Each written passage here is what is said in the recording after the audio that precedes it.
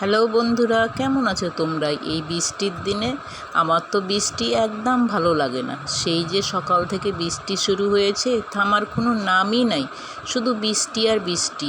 তাই মনে করলাম এই বৃষ্টির দিনে খিচুড়ি ছাড়া চলে, তাই চটপট বানিয়ে ফেললাম সকালের নাস্তা খিচুড়ি।